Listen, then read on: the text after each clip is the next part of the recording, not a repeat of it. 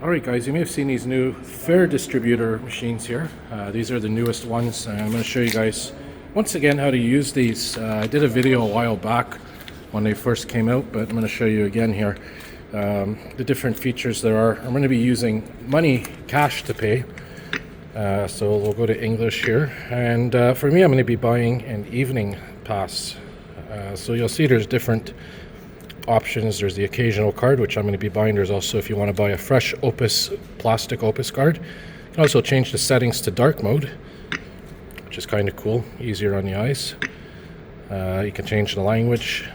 So I'm going to be using an occasional card, and I'm going to be using basically anytime you buy an evening or weekend pass, it's always going to be A, B, C, D, all modes, all zones.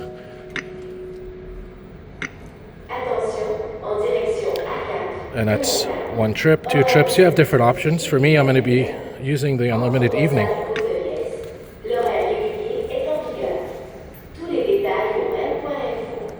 And I'm going to be buying one. And I'm going to be using cash, as you can see here. So select the cash option. And here's where you put the money in. It even tells you the slot. So there's a $10 bill. Will it accept it? No, of course not. This is something that's been happening since the beginning of machines that take bills.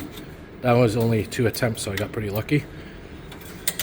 So you'll see you get your change here. Transaction completed. Please take all items, receipts, cards or change. Here's our actual pass, and if you want to confirm that the pass is the right one, this is what I always do. Put it right here in the reader, and it tells you unlimited evening pass. So that's pretty much how you use these machines if you want to pay by cash.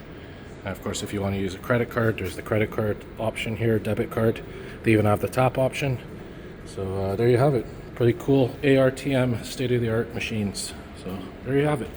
And here's my evening pass, which will be ready to be used in 9 minutes. So there you go.